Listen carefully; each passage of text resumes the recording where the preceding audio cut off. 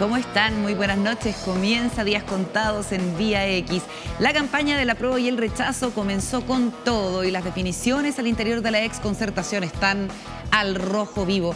Hoy conversamos con una mujer que a sus 87 años sale a las calles a hacer campaña por la opción del apruebo, como antes lo hizo por otras causas en nuestro país. Fanny Polarolo nos acompaña en Días Contados.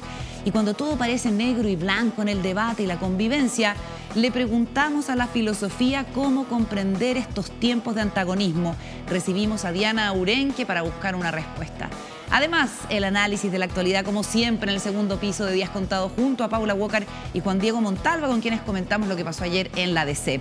Pero antes nos detenemos en buenas noticias que llegan desde el sur. La Superintendencia de Medio Ambiente ha tomado una decisión histórica: revocar los 3 permisos ambientales con que cuenta la salmonera noruega Nova Austral por grave daño ambiental en Magallanes.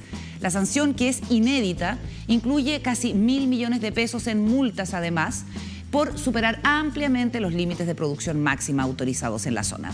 La SMA argumenta que estamos frente a un infractor contumaz que ya tiene una serie de procedimientos graves en la SMA. Esto busca dar una señal clara: no se puede producir a cualquier costo, no se puede nomás. La salmonera apelará y será el Tribunal Ambiental quien resuelva.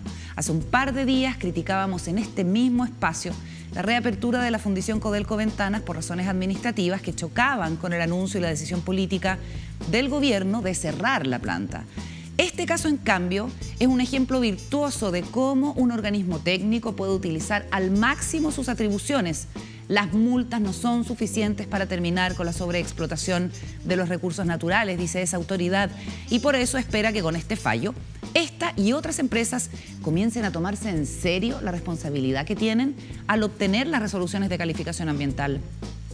Chile será un país más desarrollado en la medida en que vaya abandonando la lógica que por años ha facilitado la explotación de los recursos por la vía de establecer mínimas exigencias a las empresas. Respetar y hacer respetar los estándares ambientales nos pondrá a la vanguardia del desarrollo sustentable. Toda la evidencia va en ese sentido. Comienza Días Contados, contamos todo, contamos con todos.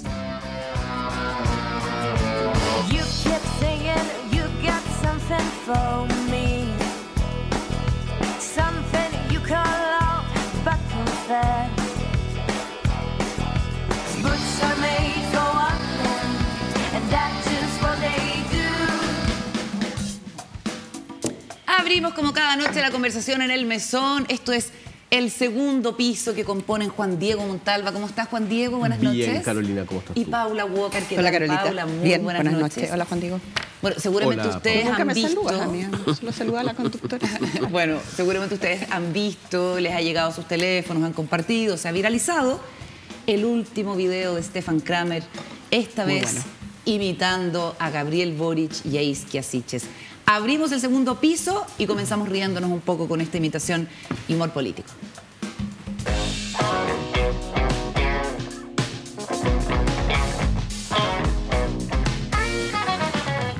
Bueno, el comediante imitador había imitado a Gabriel Boric antes. ¿Sí? Pero ahora lo hace en su... no, nunca lo había visto. Sí, sí. Ahora lo hace en su, digamos, investidura de presidente de la República. Y está bien gracioso, ¿no? Sí, está bueno. Lo imita al presidente y también imita a la ministra del Interior. Oh. Y los imita como dupla. Entonces está bueno, está divertido. Empecemos a revisarlo y vamos comentando lo que ha sido tema obligado y ha estado en boca de todos: la imitación de Kramer al presidente y a la ministra del Interior. Chilenas y chilenos todos, quiero manifestar que estoy muy contento y quiero extender una invitación para este viernes 8 de julio, 21, a las 21 horas en Gran Arena Monticello. Tenemos la oportunidad de ver un gran espectáculo. Bueno, es una invitación a un show que hace Kramer esta semana en el Monticello. Es una gran oportunidad. Mañana viernes, pero los gestos son notables. Con personas que piensen de manera Los distinta, deditos, pero podamos ¿no? reír de la misma forma. Y la voz como un poco quebrada. Sí. Este evento y los ojos. se los ojos desarrolla cerrados. Mano, chaqueta, pelo, barba. en la localidad de Rancagua. En Rancagua, sí. En Rancagua es una hermosa localidad que está al sur. Como que logra sacar de como Arica, esos detalles de maravilloso. y mucho más al norte de otras ciudades que también están al sur de otras. La seguridad de este evento, que es muy importante, va a estar en manos La beta poética de del nuestro ministro presidente. del Interior, perdón. Acabó de cometer un error administrativo de la ministra del Interior. Y se da esa vueltecita. Ay, se que da se le vuelta. cambia de banda. Así como dijo el presidente, vamos a estar a cargo de la seguridad pública. Dios. Pero también estaremos tocando los temas de fondo, desarticulando las bandas. Aunque bueno, la banda del humorista va a ser la única que va a poder entrar. Aunque igual le vamos a revisar las mochilas. Hoy va a ser una noche entretenida. Hace tiempo que no salgo, voy al casino, voy a comer. Hoy la voy a pasar. Que le gusta el niño, pero.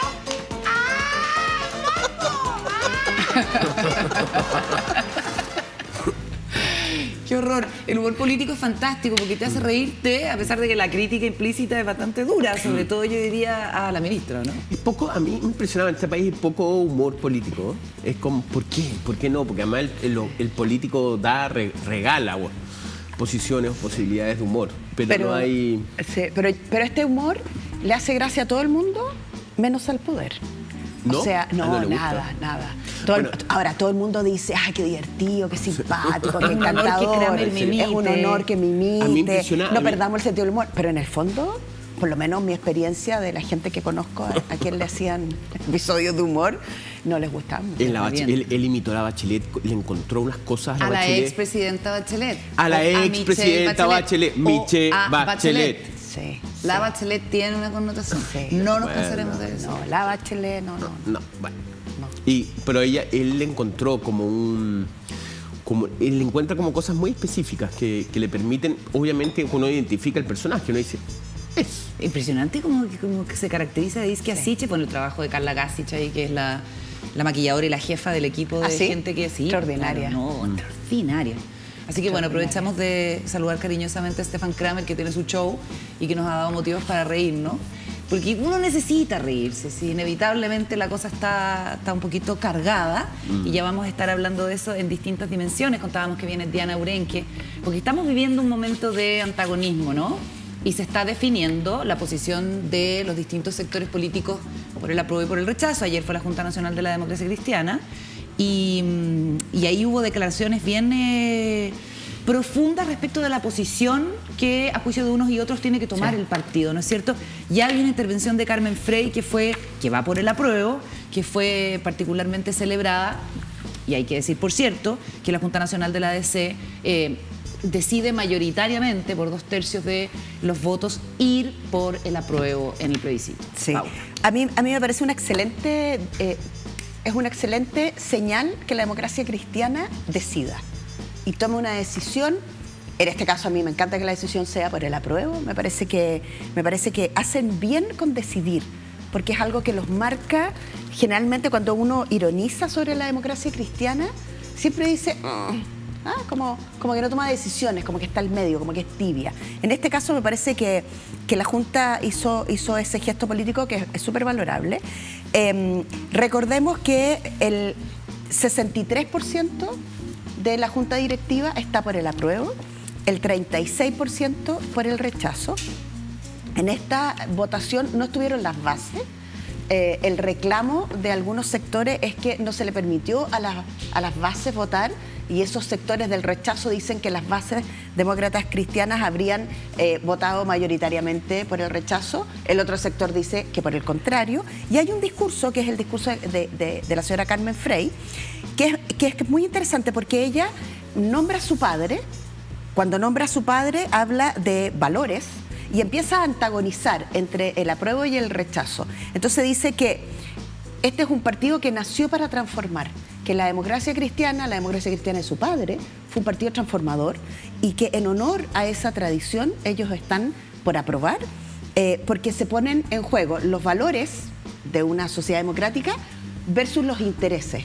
Es decir, gente que quiere interesadamente seguir con la Constitución del 80 porque finalmente beneficia a poquitos, y otros que deberían estar por el apruebo, que extiende o ensancha los derechos sociales y para y para mayores, para más personas. Oye, en el fondo. valores, intereses. Ella dibuja este eje. Y antagoniza. Antagoniza, exactamente, entre buenos y malos. Paula, antes de darle la palabra a Juan Diego, ¿les parece que revisemos una de las primeras reacciones o de las reacciones que ha habido entre los demócratas cristianos que se han manifestado por el rechazo tras la decisión de la Junta Nacional? Jimena Rincón en Días Contados. Escuchamos. Hoy la Junta Nacional de la Democracia Cristiana ha optado, sin lograr los 2/3, por cierto, ha optado por el apruebo. Esta decisión no recoge el sentir mayoritario de la democracia cristiana en las bases. Nosotros queríamos un militante, un voto para tomar esta decisión. Creo profundamente que el sentir mayoritario de mi partido, de los militantes de mi partido, no está con la opción que ha tomado la Junta Nacional.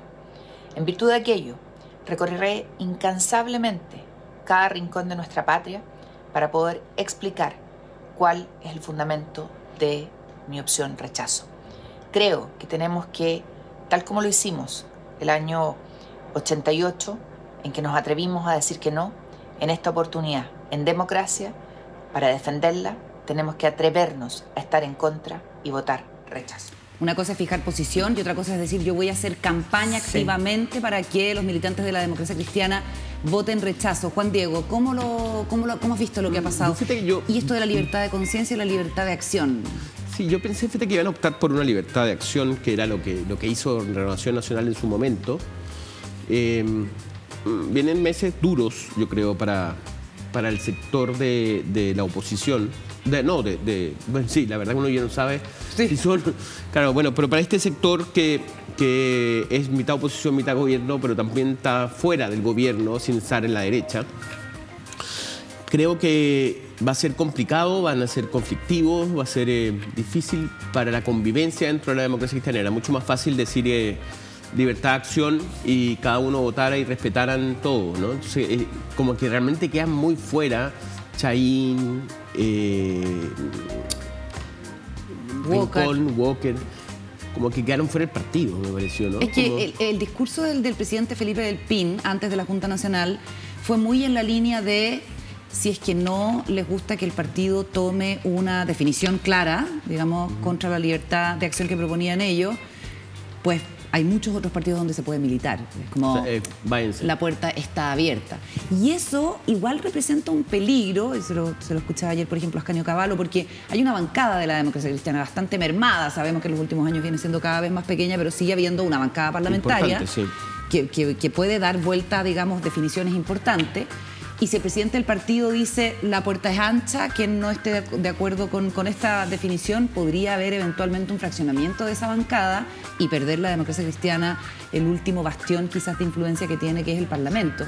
Veamos la reacción de Claudia Pizarro en las redes sociales, porque por supuesto al interior de la DC las posiciones están muy enfrentadas y la alcaldesa de La Pintana es favorable al apruebo. Veámoslo en Días Posteados.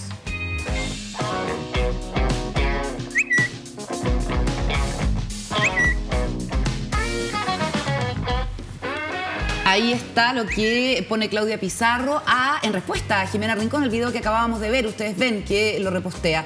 Jimena, eres abogada y militante de un partido que se procuró estas instancias para dirimir sus controversias.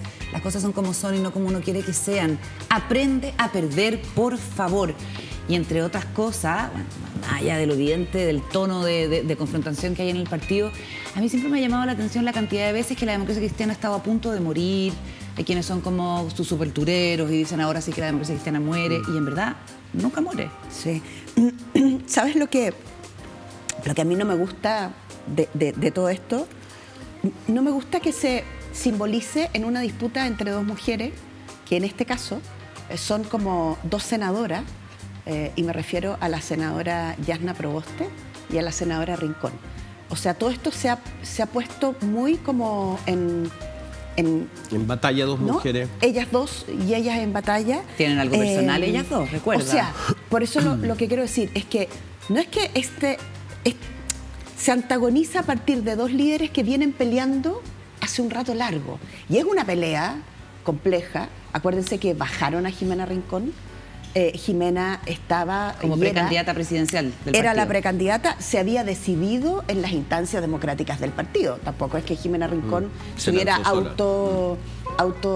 ¿cómo se llama?, nombrado. Proclamado. Claro. Y de repente todo eso no valió nada, valieron las encuestas y a partir de ahí la relación entre ellas es bien tensa, ¿no? Entonces lo que vemos ahora, que es el mensaje de la alcaldesa de La Pintana, es un llamado directamente a Jimena Rincón a decirle: acepta lo que viene, acepta que perdiste. Y por otro lado tenemos al senador Huenchumilla en la Araucanía, y el senador Huenchumilla dice una frase que es bien al estilo de lo que es el exintendente. Dice, bueno, en realidad la Democracia Cristiana es un partido que no es nada. Se despacha ayer esa cuña, y por eso es que estamos como estamos. Entonces él invita, de alguna manera, que la gente se salga del partido cuando no tiene o no adhiere a la línea. Cuando uno está en un partido, la verdad es que tiene que adherir a ciertos como valores de los partidos, porque si no uno es independiente. Por ejemplo, yo no he militado nunca en un partido. ¿Tú eres independiente? No, la gente no cree que soy independiente, porque me cuesta obedecer a veces. Como me cuesta obedecer y soy un poco disidente en algunas cosas, sentí que nunca podía militar en un partido, porque si el partido no me representaba en ciertas decisiones, pues iba a ser una pesadilla para el partido y para mí. Entonces, la independencia te permite jugar desde tu posición. Pero si tú entras a un partido político, hay un punto en que tienes que, meterte bajo los valores del partido. Por eso hay beneficios también en el hecho de ser militante. Por ejemplo, si aspiras a una candidatura política, te defienden, cupos, te defienden, etcétera. Juan Diego.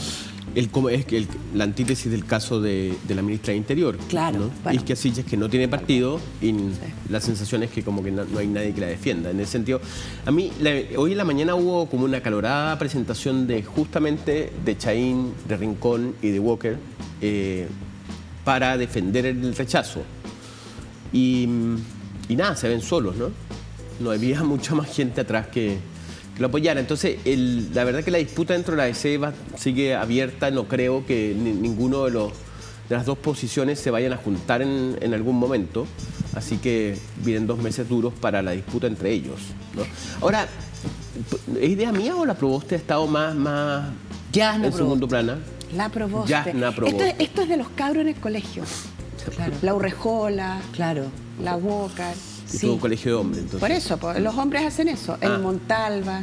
Yo diría que Yanna Proboste tuvo un protagonismo, ha tenido un protagonismo no de declaraciones así como altisonante, pero ha estado... Sí, yo creo que antes el mismo gesto, sí. Antes de la Junta, de hecho, en fin, ella estaba como preparando lo que iba a ser su intervención, donde, entre otras cosas, señala que nadie le puede secuestrar a uno la libertad de conciencia. Es decir, en el momento en que tú vas a votar, por muy militante de un partido que seas, vas a votar como te indique tu conciencia, porque eso además es un derecho humano, es una cosa inherente, pero que el tema de la libertad de acción es un concepto más político, y ella estaba de acuerdo con que el partido tomara una determinación en este momento. Sí, yo de lo que no estoy de acuerdo es que el partido expulse. O sea, a mí la figura de la expulsión, que era algo que pedían algunas personas, me parece tan... Un poquito estalinista. Sí, me parece tan brutal, porque tú tienes derecho a ser disidente y a argumentar, ¿no? Pero la expulsión no me gusta. En este caso, la Democracia Cristiana hace lo contrario, dice libertad, o sea, vamos por el apruebo y pide cierta mesura a aquellas personas que después del video que vimos, la senadora Rincón va a recorrer incansablemente todo el territorio para convencer por el rechazo. Oye, ¿no? Vamos a seguir conversando de este tema. Viene, les contamos, la vicepresidenta del Partido Socialista, Fanny Polarolo, al programa, pero reservemos algunos minutos para comentar lo que está ocurriendo en Inglaterra en las últimas horas. O sea, el equivalente al segundo piso de Downing Street 10 debe estar muy, muy agitado después de la renuncia de Boris Johnson como líder del Partido Conservador y por ende como primer ministro de esa monarquía parlamentaria que es Gran Bretaña, después de unas horas agitadísimas de escándalo tras escándalo, renuncias. Más de 40 personeros del gobierno renunciaron a partir de específicamente un escándalo de connotación sexual que protagonizó un parlamentario conservador muy cercano a Boris Johnson y que lleva a 2 ministros de su gabinete a renunciar diciendo, ¿sabe qué? Se necesita un liderazgo competente, o sea, tirándole el mantel a su propio jefe. Veamos la declaración de Boris Johnson. The will of the Parliamentary Conservative Party that there should be a new leader of that party and therefore a new Prime Minister. And the reason I have fought so hard in the last few days to continue to deliver that mandate in person was not just because I wanted to do so, but because I felt it was my job, my duty, my obligation to you to continue to do what we promised in 2019. In politics, no one is remotely indispensable. And to that new leader, I say, whoever he or she may be, I say I will give you as much support as I can. Bueno, esto sella el fin de la era de un liderazgo ultra controvertido desde el primer momento del exalcalde de Londres. Llegó con su impronta, muy comparado muchas veces con Donald Trump, Juan Diego, y que sencillamente fue incapaz de controlar sus propios impulsos, haciendo fiestas en plena pandemia y una serie de cuestiones que lo tenían. Sí, bueno, él cae en desgracia con el Partygate, que es una fiesta que hace en plena pandemia. Y que es bien polémico porque justamente se filtra ahí un video en donde la jefa de comunicaciones de Downing Street, que es la oficina del primer ministro, ella hace como un ensayo de micrófono, como le dice, y tira una broma diciendo, oye, ¿y si me preguntan sobre la fiesta? Ajá, se rieron todo, entonces ella como que... Premonitora, como buena encargada de comunicaciones. Con esa encargada de comunicaciones, ¿quién necesita enemigos? No, pero además esto era una prueba de cámara. Es como, imagínate si supieran las pruebas de cámara de nosotros. No, claro, pero nosotros no importamos. Imagínate la señora encargada de... Y este caballero, la verdad, es un personaje importantísimo en la política, un hito. Es un hito porque, primero, bueno, ya no sé cuántas esposas tiene ya. De hecho, en todo este periodo como que se abandonó una esposa y se casó con otra, con la cual acaba de tener un hijo. Así es, y que fue la que protagonizó el escándalo por la remodelación de la residencia de Downing Street. De Downing Street, que costó varios millones y él se lo endosó a un multimillonario, cosa que ya habla de intereses complicados. Pero él a mí me tocó una vez conocer en un viaje a Inglaterra, me tocó invitado por un grupo del gobierno británico, que me lo presentaron. ¿A Boris Johnson? ¿Estuviste con él? Sí, pero era impresionante porque se baja, ¿cómo es? Se baja la bicicleta, y todas las manos estaban llenas de grasa. Ah, ¿venía en bicicleta? Claro, andaba en bicicleta. ¿Y te dio la mano? Ah, hello. Nice to see you. Y es un personaje como que iba por la vida así como remolino, como nada pasaba. Y es un tipo muy, muy polémico. Fue director de una revista conservadora muy importante que es Spectator. Trabajó para el Times, en donde se dio a conocer su sueldo, que era un sueldo obviamente superior a los otros periodistas. Y siempre fue como un líder díscolo del conservadurismo. Y la verdad que a mí me impresionaba porque él le puso el ojo. Hacía mucho tiempo quería ser primer ministro. Y él de alguna manera se faenó a los dos previos, que es Cameron y Theresa May. Theresa May es una mujer que yo creo que hizo muchísimos esfuerzos, una mujer muy correcta, sí. A mí me parecía dentro. Y él finalmente, obviamente... Por hacer el operativo del Brexit, una cuestión complicadísima. Y lo que pasó es que el caso de él es bien paradójico, porque él estuvo en contra del Brexit al principio, pero después rápidamente, y no sé si porque había más financiamiento, y se apoyó el Brexit y apoyó una cantidad de fake news sobre el Brexit. Sí. Y de ahí sale todo un grupo bien... O sea, lo lideró. Sí, hay otra persona que lo lidera, pero él fue en contra, después de haber estado en contra del Brexit, lo apoyó y se transforma en, ¿cómo se llama?, en el gran rostro, uno de los rostros del Brexit, sí. Y gana el Brexit, que hoy día tiene una cantidad de problemas para Inglaterra impresionante. O sea, tenemos a los problemas económicos muy y los escoceses están pidiendo liberación, o sea, independencia, pero bueno. Y después viene una cantidad de episodios y aquí hay un parlamentario que lamentablemente no me acuerdo el nombre, pero que hace 2 días le dijo enough is enough. Sí. Enough is enough. Y un parlamentario conservador. Sí. Claro. Querían. O sea, lo llamaban a la renuncia. O sea, no, le dijeron y empezaron a renunciar sus ministros. Tienes que renunciar. Empezaron a renunciar sus ministros. Él después del jubileo de la reina los conservadores se juntaron para pedir lo que se llama una remoción de él. Claro. Y él no la ganó. O sea, no, la sorteó, cosa que me impresionó bastante. Y yo en un momento pensé que si él había hecho una movida como para confirmarse en el cargo, pero no es que él la verdad la sorteó. Y estaba colgando un hilo y ahora el hilo se le cortó. Se le cortó el hilo, se acabó la era de Boris Johnson. Nos vamos a la pausa. Al regreso seguimos con más conversación y análisis acá en Días Contados. Antes, Juan tiene algo que contarte. De regreso en Días Contados, saludamos a una histórica dirigente política de la izquierda chilena, Fanny Polarolo, que además ahora es vicepresidenta del Partido Socialista con una larguísima trayectoria como opositora a la dictadura de Pinochet, fundadora de Mujeres por la Vida, una activista de los derechos humanos con trabajo en la Vicaría de la Solidaridad, después como funcionaria de gobierno, una vez retomada la democracia y ahora donde las papas queman, en la directiva del Partido Socialista, ni más ni menos en este escenario previo al plebiscito constitucional. Fanny, no solo un gusto, un honor tenerte aquí conversando con nosotros. Bienvenida. Hola, gracias. Muchas gracias. Una maravilla estar aquí, estar contigo, con ustedes. Precioso. Bueno, empecemos por lo último. Vamos a estar conversando las dos acá, pero después nos vamos a ir al mesón a conversar con Juan Diego y Paula. Pero comencemos por lo último, las definiciones que se han ido tomando en la centroizquierda, en la ex Concertación, en el Partido Socialista, que se produce esta división entre los que rechazan y los que aprueban. ¿Te sorprendió que apenas termina el trabajo de la convención hay quienes fijan su posición en el rechazo? Mira, en el Partido Socialista sí, por supuesto que sí. Y también el caso, naturalmente, de Ricardo Lagos. Pero el Partido Socialista en su totalidad, ¿no?, está en un claro apruebo, ¿no? Muy claro, muy decidido, sin vacilaciones, sin agregados de ningún tipo, ¿no? De manera que nosotros hemos tenido ahora una especial preocupación y lo tendremos a lo largo de estos 2 meses porque eso quede perfectamente claro. No entendemos bien, ¿no?, el que 2 o 3, digamos, de los dirigentes socialistas, militantes destacados, sí, hayan hecho esta expresión pública que resulta realmente bien incomprensible, porque además ellos están conscientes que no es la posición del partido.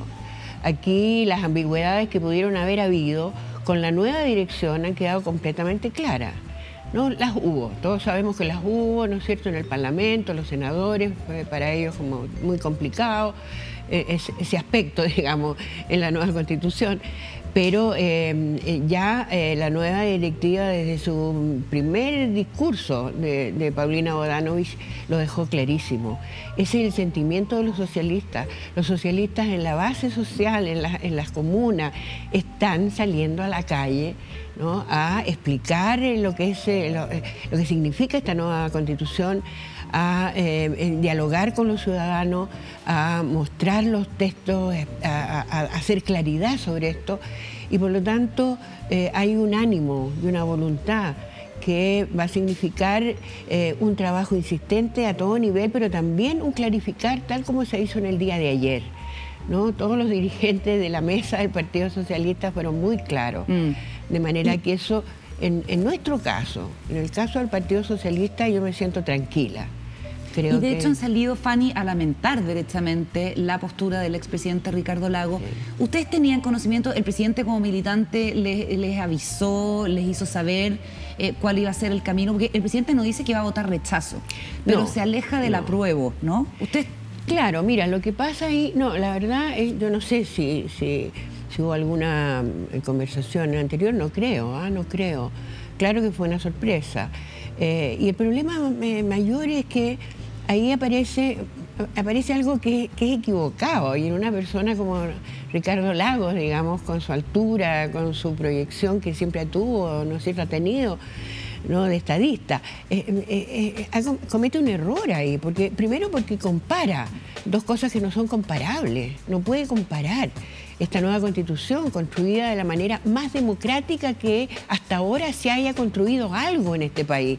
Y la construcción de esta nueva Constitución es la expresión de cómo avanzamos a más democracia. Es algo muy profundo, es algo que muestra hacia dónde vamos. algo que muestra lo que el mundo entero está hoy día, ¿no es cierto?, demandando más democracia como la única manera de superar la crisis democrática que hay. ¿Y cómo te explicas Entonces, tú? yo te diría, perdona, pero diría que ese es el primer problema. Sí, que compare las dos. Que compare dos cosas que no son comparables. Pero quizás lo más grave es que no vea al darlo como estos perfeccionamientos, si se quiere llamar, ¿no es cierto?, cambios que naturalmente toda constitución requiere, lo haga comparable a reformas a la Constitución del 80 en acuerdo con la derecha. Eso es creer entonces en lo que, y lo dijo Camilo y yo lo repito acá porque me parece que es muy importante tener claridad sobre eso, ¿no? La salida de la dictadura fue con acuerdos que no cumplió la derecha.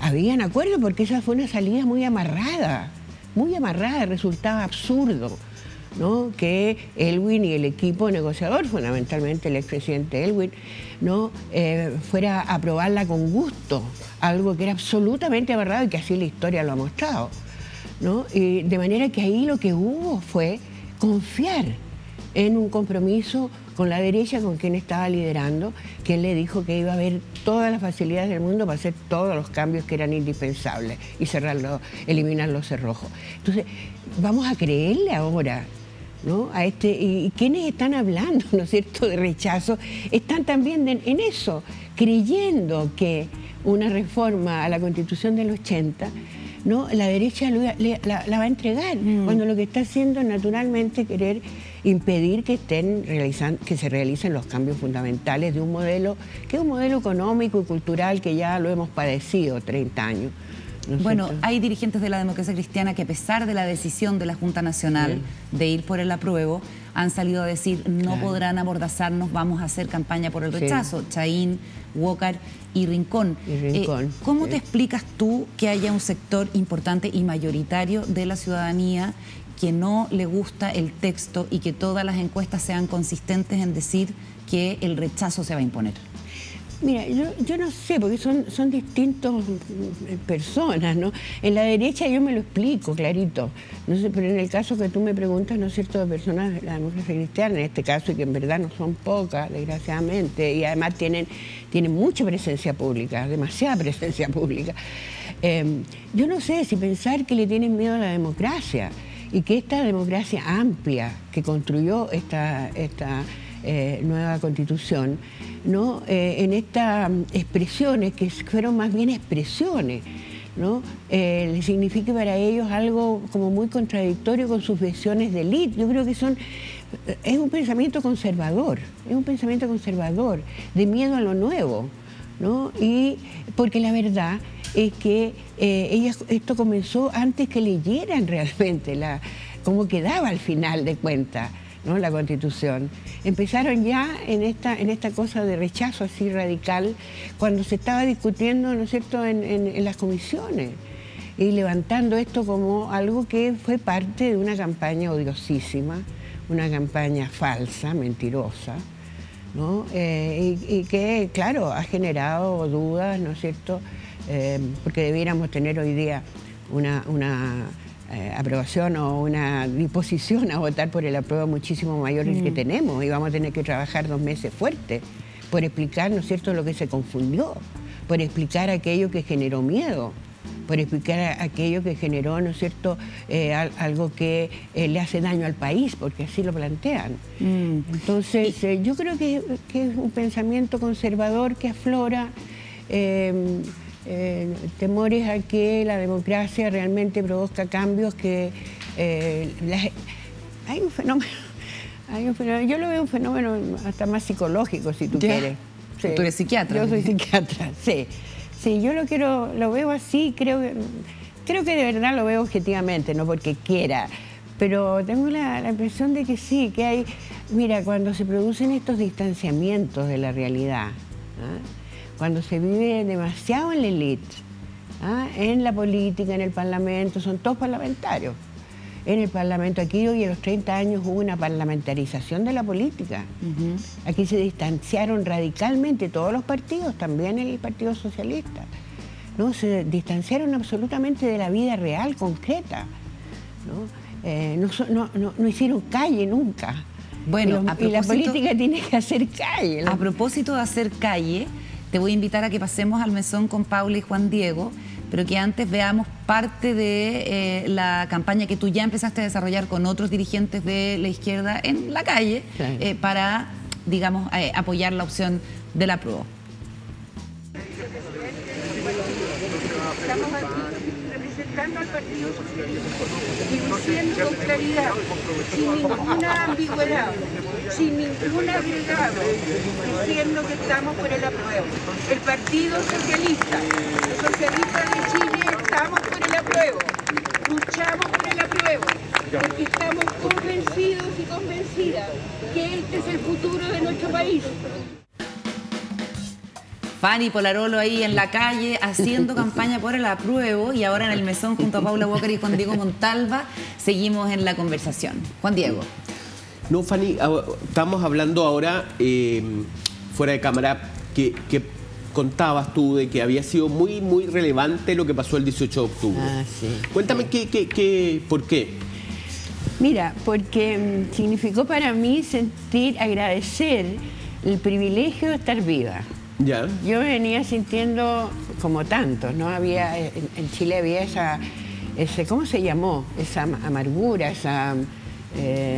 decepción. ¿Decepción? Sí, estábamos todos como, claro, abrumados, estábamos enojados, estábamos enrabiados, estábamos tristes. Solos. Solos. En un punto también. Sí, muy solos, había una sensación de soledad, inseguridad. Y yo sentía que naturalmente eran los efectos de un modelo, de un sistema que no se había podido cambiar y que estaba funcionando, ¿no? Con esta brutal ruptura entre un Chile y otro, ¿no? Y de tal manera que todos los problemas del cotidiano estaban ligados a una cosa mucho más profunda.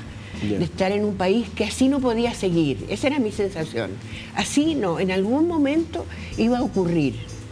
Pero yo pensé, fíjate, que no iba a vivir eso. Y tenía como una tristeza, ¿no? que no lo iba a ver.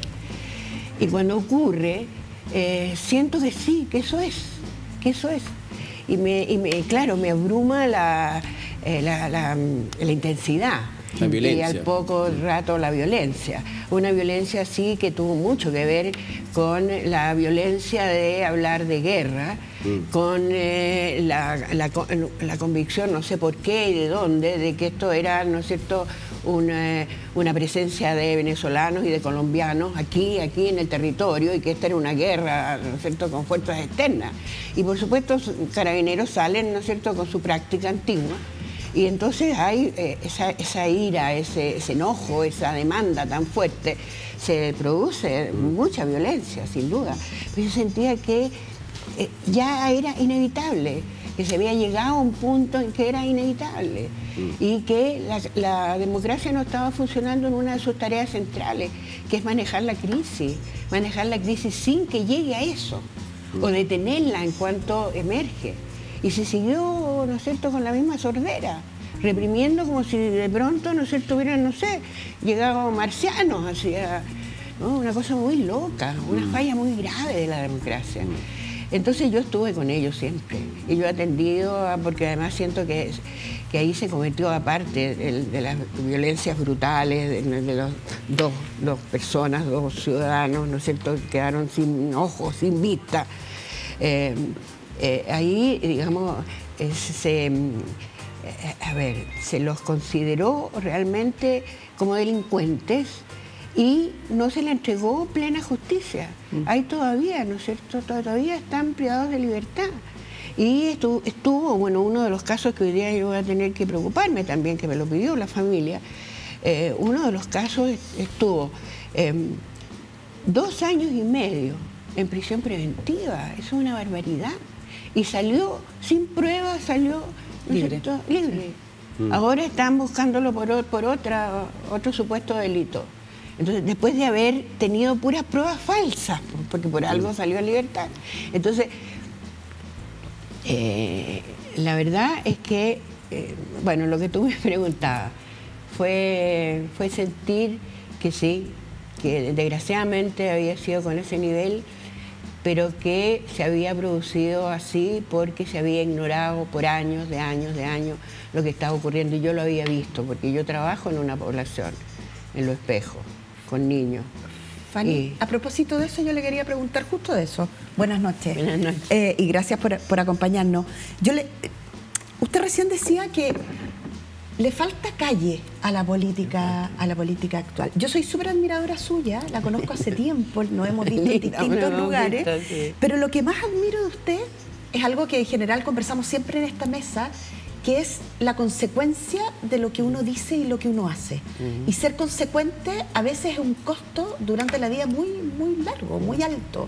Usted salió al exilio, pero volvió rápido. Sí, sí. No se quedó en el exilio y volvió rápido a trabajar al país. Sí, porque era psiquiatra, teníamos que estar acá los que exactamente. podíamos. Y se ha mantenido trabajando en poblaciones, con niños, con adolescentes. Usted ha trabajado el tema de la adicción, de las drogas. ¿Por qué no nos cuenta un poco sobre eso, sobre los problemas que hay hoy día en la calle y que la política a veces simplemente ignora? No lo ve. Lo que hay en la calle es tremendamente grave, peligroso. Hoy día claro, uno lo ha vivido así en la progresión. El narcotráfico es una barbaridad. Por una parte, crece, se complejiza, es más, y está llegando, ¿no es cierto?, a determinar sectores en el mundo. Yo conozco aquí, fundamentalmente la región metropolitana, a áreas en que ellos controlan esa área. Y entonces ahí está el efecto gravísimo en lo que tú planteas. En los niños, en la posibilidad cierta, por eso yo estoy ahí, porque siento que los niños que se llaman vulnerables, pero son en realidad vulnerados en sus derechos, ¿no? Esos niños son, hoy día el grupo que está más violentado de nuestro país, el más violentado, son aquellos que por nacer ahí, en esas condiciones, y por no tener todavía los recursos y las políticas que se requieren, dadas esas condiciones, entonces su posibilidad como ser humano de desplegar sus condiciones, sus capacidades, de ser un actor en la sociedad, un actor productivo, positivo, están cerradas. ¿Y el Estado no llega? ¿No hay centros de...? Ha llegado siempre de una manera que hoy día se busca cambiar. Y hemos participado en una ley que es muy importante y que yo confío que este gobierno, digamos, la va a empujar, que es la ley de garantía. De la niñez. De la niñez, la ley de garantía de la niñez. ¿Por qué? Porque las políticas públicas en general en nuestro país han sido siempre políticas absolutamente fragmentadas. Entonces al niño se le ha visto desde salud por un lado, desde educación por otro lado, desde la política social del municipio por otro lado. Y el niño, ¿no es cierto?, su desarrollo transcurre a través de al menos 3 espacios en el día, ¿no es cierto?, su hogar, la escuela, la calle. Y tú tienes que conocer, la política pública tiene que integrar todo eso. No puede estar separado. Entonces la escuela, ¿no es cierto?, hoy día, claro, en el gobierno de la Michelle se hicieron varias cosas importantes, pero tenemos eso que perfeccionarlo, y la política pública tiene que ir al territorio, no puede estar diseñada desde arriba. Desde el escritorio. Desde el escritorio. Entonces es fundamental que la administración de este programa esté en el territorio, no arriba, en ninguna oficina, ahí, en el territorio. Fanny, ¿qué te parece el presidente Gabriel Boric, la coalición con la que está gobernando, que además de ser, digamos, Apruebo Dignidad, es el socialismo democrático? ¿Qué te parece la figura del presidente y ese diseño con el que ha estado gobernando? Mira, yo soy absolutamente hincha del presidente Boric, ¿no? Y creo que tenemos que ayudarlo a él, a todos sus equipos, todos los días, porque esta es una pelea grande. Aquí hay una pugna contra los conservadores y los que quieren mantener el sistema, claro, los que no son capaces de abrirse, ¿no?, a entregar algunos privilegios, es decir, no es algunos privilegios, es un gradito de sus privilegios, entregárselo a este país, ¿no?, para avanzar en igualdad. Entonces, yo siento que aquí nos estamos jugando muy a fondo, muy a fondo. Los cambios van a venir igual hacia adelante, porque el mundo está cambiando, porque hay que integrar la naturaleza, porque no se puede vivir en esta desigualdad, porque hay permanentemente estas crisis. Pero nosotros tenemos la posibilidad de hacerlo ahora, y eso es muy valioso. Y él, a mí me parece una persona extraordinaria porque integra la inteligencia con las emociones, porque sabe conectarse con la gente, porque sabe mirar a la cara, porque sabe tener la sensibilidad, ¿no?, para captar, y eso es la base, ¿no? Además, un hombre inteligente, estudioso.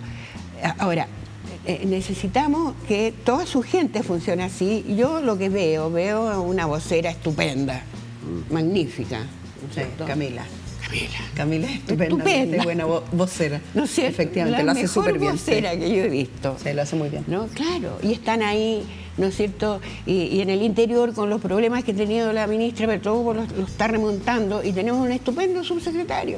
Ahora, ¿qué otra cosa yo veo que a mí me entusiasma mucho? Que algo que es propio también de un nuevo paradigma. Yo creo que tenemos ya, desde el siglo XX comenzó esto, un nuevo paradigma de pensamiento, que es el paradigma integrador. Nosotros estamos dejando atrás la lógica lineal, la lógica racionalista pura, y sobre todo lineal, que una cosa después de la otra.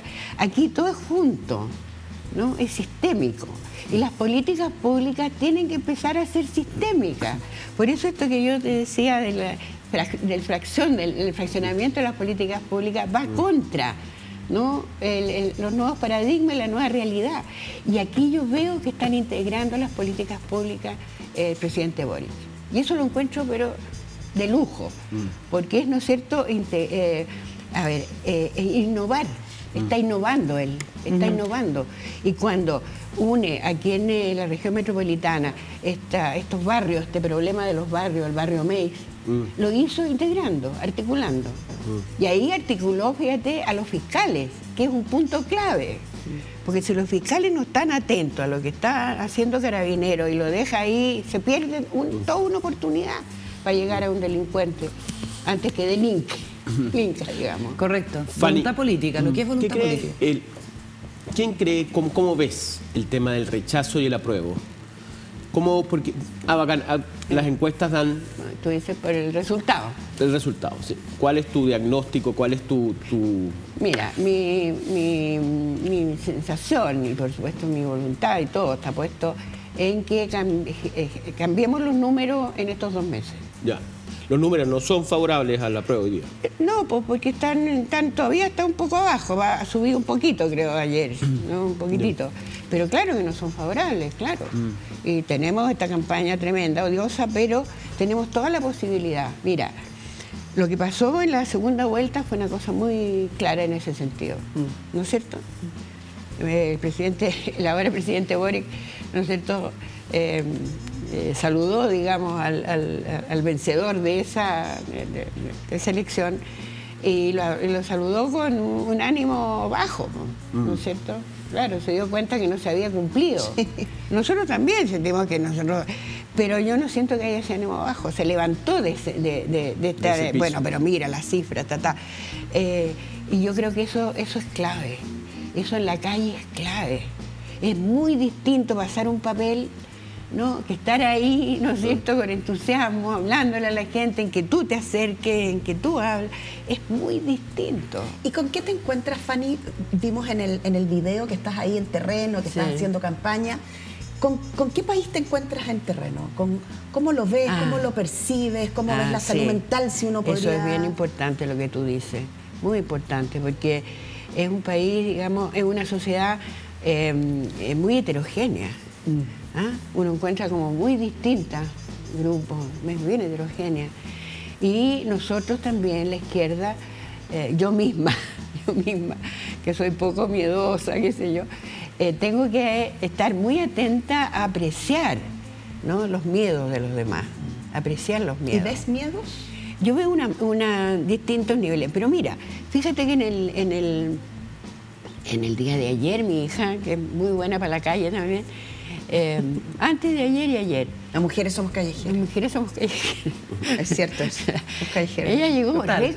muy contenta, en Ñuñoa, porque Ya. nosotros estamos viviendo en Ñuñoa. Llegó súper contenta de la recepción. Entonces, yo te diría que yo todavía no estoy haciendo el puerta a puerta, que Ya. hacer ya pronto. Pero yo creo que nos vamos a encontrar con una mezcla. ¿No? Yo creo que nos vamos a encontrar con una mezcla, pero más bien como yo creo que sobre todo, fíjate, y eso es complicado, eso es malo, en el mundo popular, tenemos que llegar ahí al mundo popular, que es el que puede enganchar más, porque esto que vio mi hija en que todo era, sí, yo se lo recibo, pero siempre que sea por el apruebo, yo estoy con el apruebo, o sea, llegó feliz. Pero a lo mejor y ese sector. Entonces vamos a tener que no preocuparnos, irnos, digamos, a los lugares donde quizás esta propaganda feroz que se ha hecho todos estos meses le ha afectado en la cosa del miedo, en la cosa de que, bueno...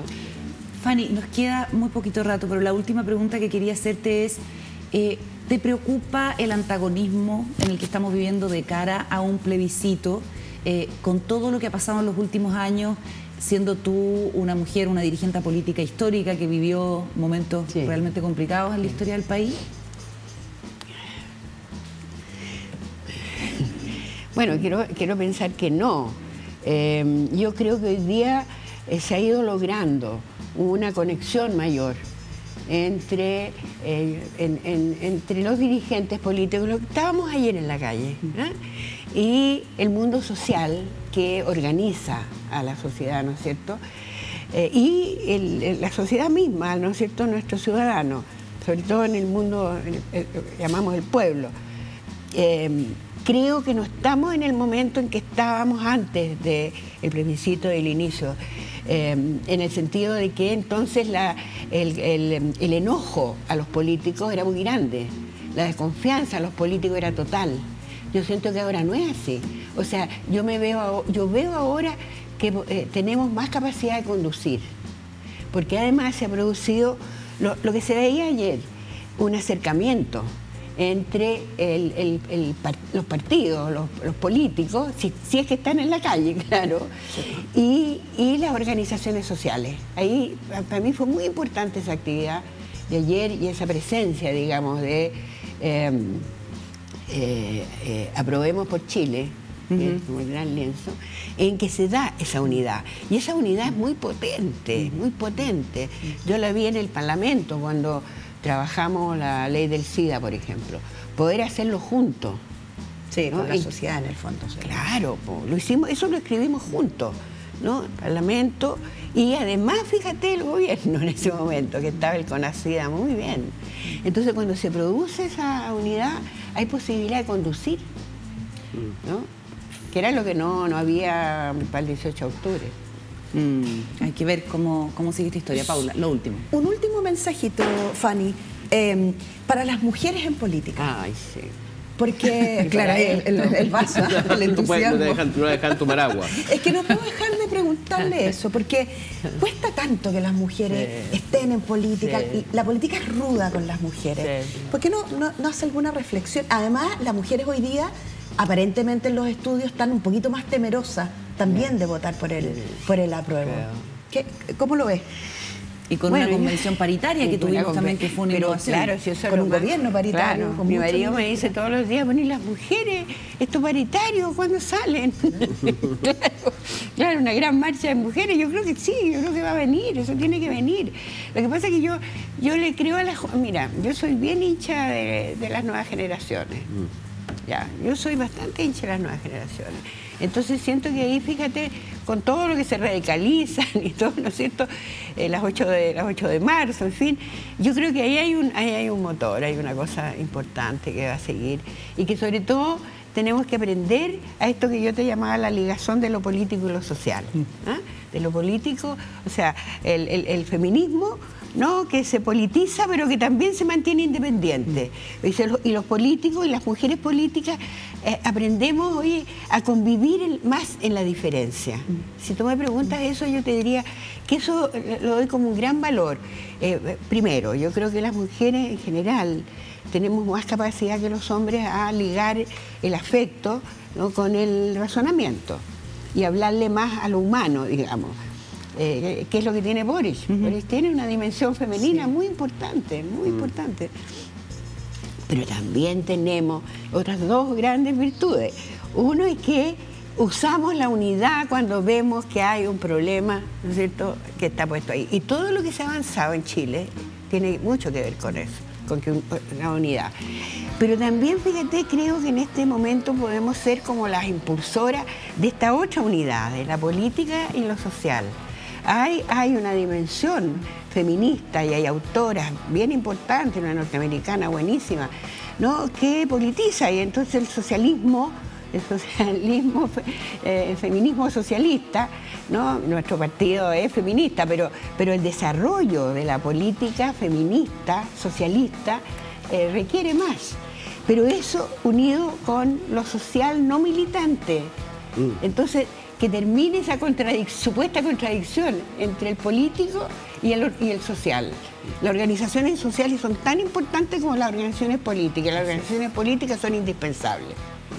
Clarísimo. Con esa idea nos quedamos. Fanny Borarolo, un gusto haberte tenido acá en el programa. Muchas gracias por venir. No, gracias a usted. Hasta la próxima. No, ustedes hacen una labor maravillosa, informando bien.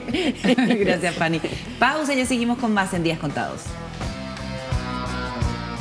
Volvemos a Días Contados y al inicio del programa decíamos que frente a este escenario, no queremos decir de polarización, pero sí de antagonismo frente a la decisión política que tenemos que tomar, nos gustaría preguntarle a la filosofía cómo se vive en estos momentos en que las sociedades se tensionan por determinadas opciones. Y para eso tenemos a Diana Urenque, filósofa, directora del Departamento de Filosofía de la USACH, columnista también. Te metiste en un problema con la última columna de La Tercera. En este mismo contexto lo podemos comentar. Bienvenida, Diana. Gracias por estar con nosotros. No, encantada de estar aquí, Carola, con ustedes. Hola, también. Buenas noches. Hola. Bueno, rechazo moralizante y aspiracional era el nombre de tu columna, donde tú tratabas como de hacer una descripción de ¿qué? Las tipologías, las personas, las disposiciones para votar en el plebiscito. Sí. Bueno, te agradezco, Carola, la pregunta. Lo que se trató de hacer es un poco en continuación a lo que había hecho antes, que es un poco mostrar ciertas trampas en las argumentaciones. Como filósofa, yo no estoy, digamos, llamada o mandatada a, digamos, hacer campaña necesariamente, pero sí a denunciar ciertas cosas que me parece que son evidentes. Y en el caso del rechazo, particularmente cuando aparecieron el borrador de la Constitución, lo que vimos es que había mucho esto del argumento en plan, esta es una buena Constitución, o sea, una mala Constitución y vamos a hacer una buena. Sin mucho argumento. No digo que todo el rechazo sea así, pero eso apareció mucho. Y esa es una actitud claramente moralizante. Y mi punto era, ¿por qué si no hay un argumento de fondo, esto parecía que gana más, gana igual? Gana terreno. En cierto sentido, es más adeptos, claro. Y en ese contexto, yo dije, bueno, a ver, miremos toscamente qué se ve. Y lo que suscitó mucha polémica fue que yo dije, bueno, están las personas que rechazan por razones políticas, ideológicas, y luego está, y que fueron los que votaron el 20% digamos, del plebiscito anterior, están también los llamados despectivamente fachos pobres, desclasados, y luego, y yo lo que quiero, propongo una nueva categoría sociológica, por así decir, que vendría siendo el que rechaza de forma aspiracional. ¿Ya? ¿Por qué? Que era eso, la idea era como la aspiración a no a una clase como se malinterpretó, porque lo que se hizo fue tomar esto del fachopobrismo y poner que ese es el argumento, yo no jamás o sea, la acusación fue eso. que tú eras clasista, una cosa muy loca en las redes sociales, porque tú habías dicho que despectivamente se llama, y uno dice, ¿eso es una falta de comprensión lectora o hay una cuestión intencionada? Ya, eso yo, a mi opinión, y como para terminar un poco, la idea como del rechazo aspiracional era decir que en el fondo es porque se movilizan emociones. Y eso lo sabemos, el populismo de derecha y el populismo de izquierda, así para los dos lados, moviliza emociones.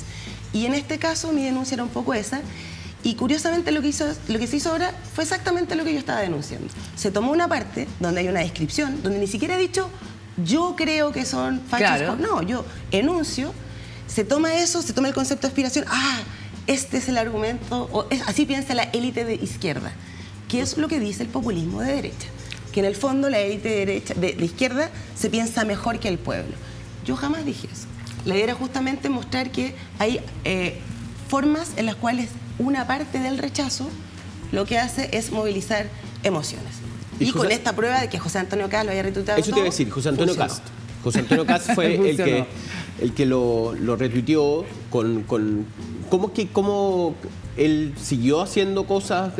¿Cuál fue el texto que coloca él? Bueno, el texto fue algo así como, esta columnista dice tal y tal, porque también no tengo nombre, soy esta columnista. Y dice, facho pobrea y habla de no sé qué. O sea, como en el fondo lo que estamos diciendo, toma una parte. Al hacer eso, y a mí lo que me parece bien impresionante es que logra anular el contenido, porque me demoniza. Ya. Y eso a mí me parece como lo que hace el populismo de derecha.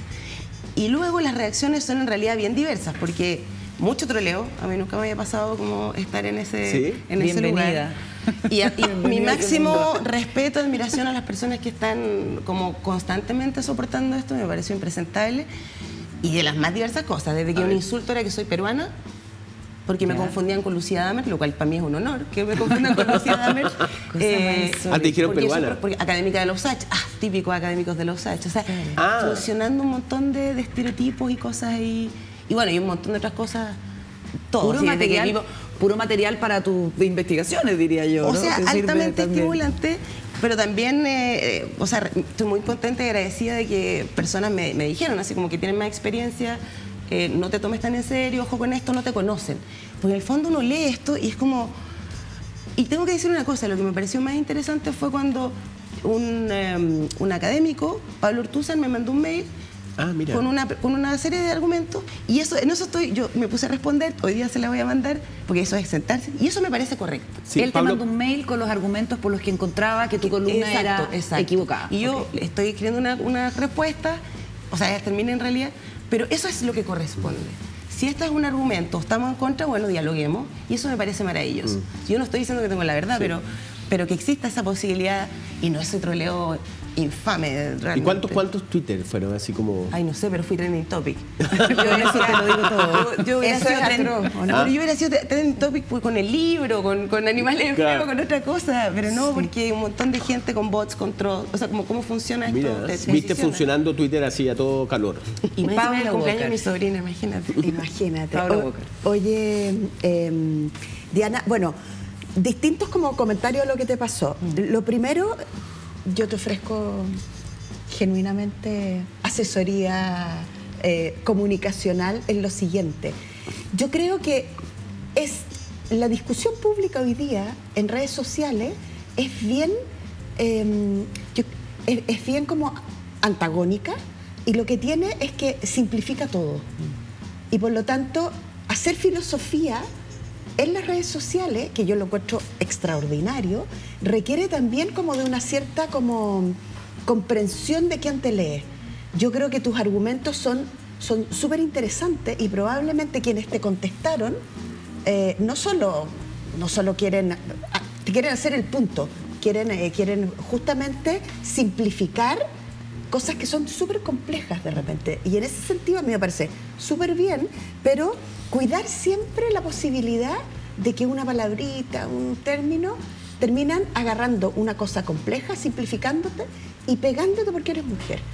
Tú sabes que yo hago clases en la USACH, tenemos un proyecto en la USACH justamente de la violencia, y era lo que te quería preguntar, la violencia en línea, y lo hicimos con las mujeres constituyentes.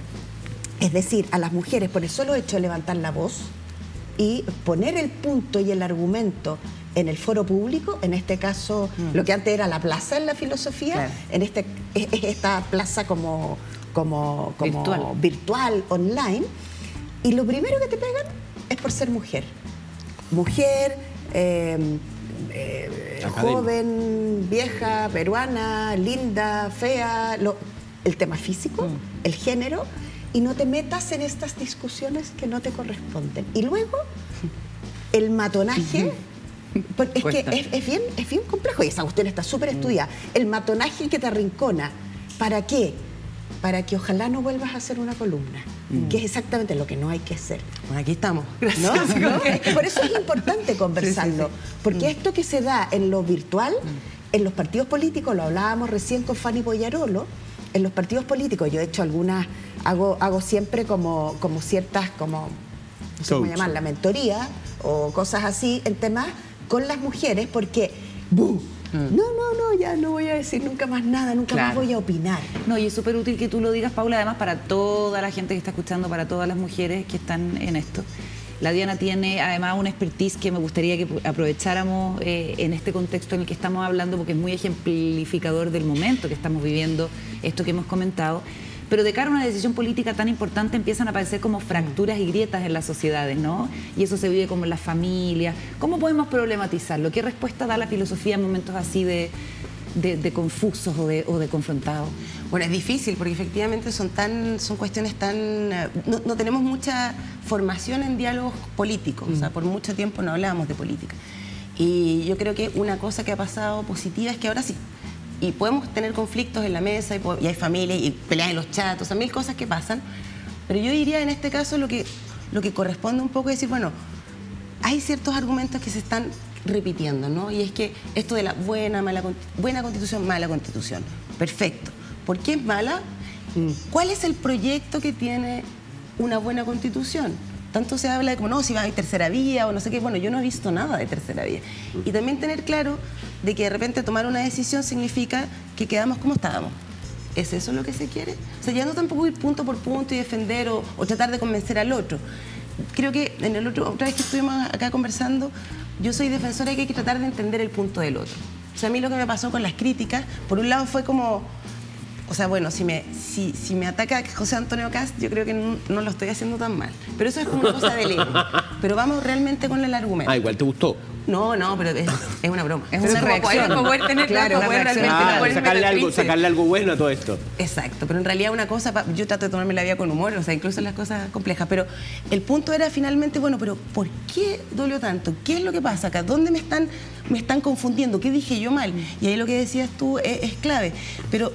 Y lo tomo, pero hay una cosa, yo por la honestidad intelectual que tengo, yo no voy a no decir algo que en el escenario existe. O sea, una cosa que diga, oye, el discurso de Facho Pobre es terrible porque efectivamente logró, o sea, porque tiene cosas que está mal, estamos de acuerdo, pero mi punto, y yo creo que esa es la cuestión que hay que decir, ¿cómo logramos que las personas tomen decisiones autónomas?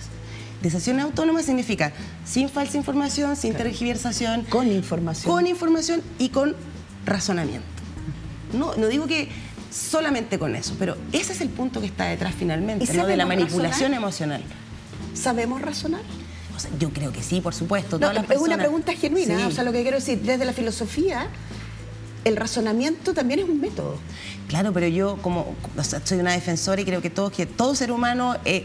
la gracia que tiene es poder realmente reflexionar, ser consciente de sí, ponerlo... Ahora, un método es que uno, o sea, cuando uno está entrenado en filosofía, quizá uno tiene más claridad y en general en ciertas áreas del saber que digamos, analizan, en el periodismo, por ejemplo, este argumento acá, o sea, uno puede estar más entrenado, pero razonar es algo con lo que nacemos. O sea, yo creo que Sartre dijo una vez, no hay tontos, sino oprimidos. ¿Y qué significa eso? Significa que en el fondo todos podemos y todos pensamos, pero a veces si tú tienes mayor entrenamiento, mayor formación, mayores posibilidades de diálogo, puedes razonar mejor. Pero un ejemplo que nos pasa a todos, bueno, a mi hija le pasa mucho también cuando conversa con sus amigas, que llega de vuelta y me dice, no puedo creer que ella vota o que él o ella opina a partir de lo que opina el papá y la mamá. Y estamos hablando de generaciones, o sea, de gente más grande. Lo que quiero decir que desde chico todos podemos razonar, obviamente. Pero también hay como un atajo al razonamiento. Yo me quedo con lo que mi papá o mi mamá opina sobre determinada cosa. En este tema es más complejo. Las elecciones, los plebiscitos, las conversaciones en la familia, que la gente, ya sé que voy a votar como vota mi familia. Claro. ¿No? Hay una cosa como muy... Y en Diana, ese sentido... ¿Y entraste a la posibilidad de responder a la gente lo que te decía? O sea, lo hice muy poco, porque al principio, claro, cuando vi ciertas críticas fue como un poco, retuiteé algunas cosas donde había apoyo y el otro no. A ver, era el cumpleaños de mi sobrina. Sí, estaba en un contexto familiar hermoso. A uno le dan ganas de contestar. Claro, pero no quería, porque no quería estar con el teléfono con mi sobrina, mi familia, no. Pero, y me di el tiempo y al otro día dije, a ver, ¿qué contesto? Y yo nunca estoy contestando a todo el mundo, no tengo tiempo y creo que valida también cosas que son, o sea, contestar a alguien... ¿Se puede entrar en diálogo?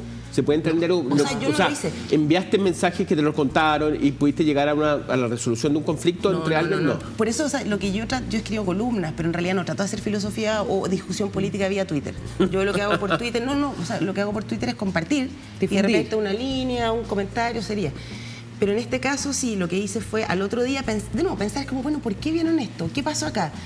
Y yo, con el papel y hacer un como análisis, y ahí fue que le contesté a Kast y otro comentario general, nada más. ¿Y Kast respondió? No, que yo sepa, no sé.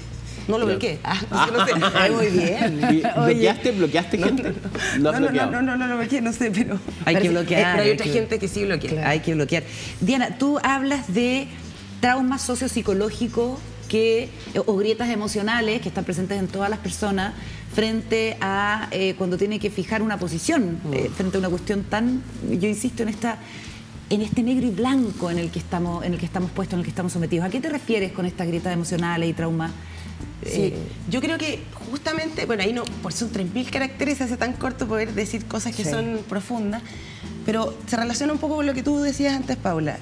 Nosotros los seres humanos, claro, podemos tomar decisiones en base a razones y ojalá que así lo hagamos. Es lo ideal, ¿no? Que podamos tener muchos argumentos, decisión y decidir.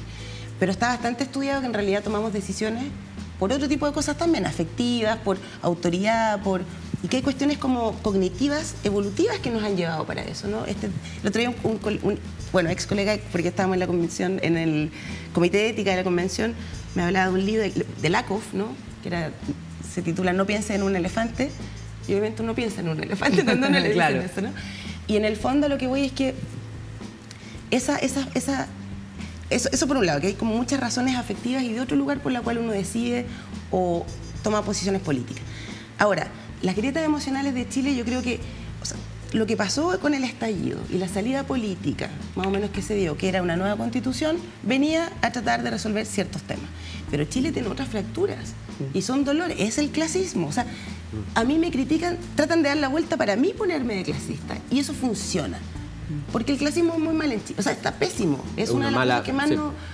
Yo creo que me di cuenta, y yo creo que habría que escribir un libro y todos los días decir, mata al clasista que llevas dentro. Todo chileno y chilena tiene algo de eso. Desde el dolor, desde que lo ejecuta, porque lo hemos normalizado durante mucho tiempo. Y creo que frente a eso no se ha hecho realmente una denuncia de qué es clasista, qué no.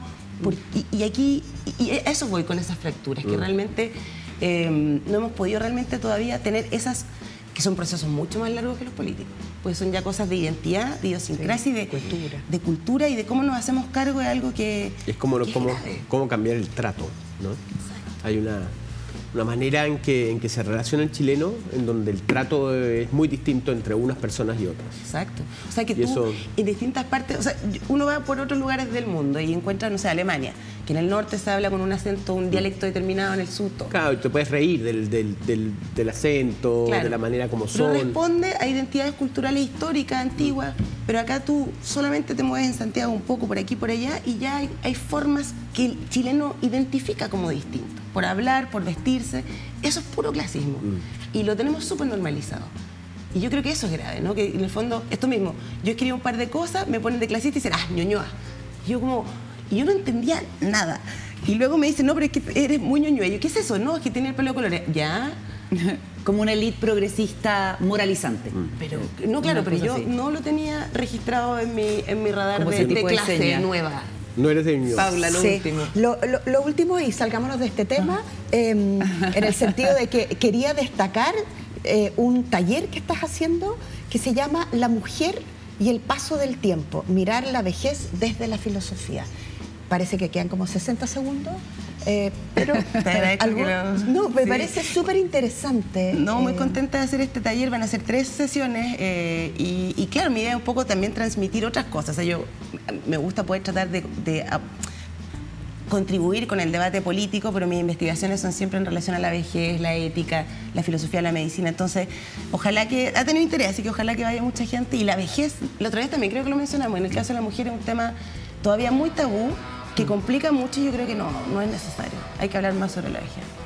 Gracias por mencionarlo. Y es un taller abierto, puede ir... O sea, hay que inscribirse... pero es para todo público. Pero es para todo público, claro. Buenísimo. En las redes sociales de Diana Aurenque. Sí. ¿Abriste tu Instagram? No, lo cerré, pero ya lo voy a abrir. Perfecto. No, ponte claro. ¿Y dónde se pueden inscribir entonces? Porque no podemos dejar que el matonaje más encima te cierre las vías de comunicación. Sí, es un rato nomás. Pero es talleresdebolsillo.cl. Creo que ahí perfecto. está. Sí, perfecto. Talleres de bolsillo. Muchas gracias, Diana. Hasta la próxima. No, gracias a ustedes. Gracias. ¿Y nosotros qué hacemos? Nos vamos, se acabó el programa. Uy, pero ¿cómo? Si teníamos para rato, se acabó el programa. Muchísimas gracias por la compañía. Nos reencontramos en otro capítulo de Días Contados. Chao, Paula. Chao, Juan Diego. Hasta la próxima. Chao, Lolita.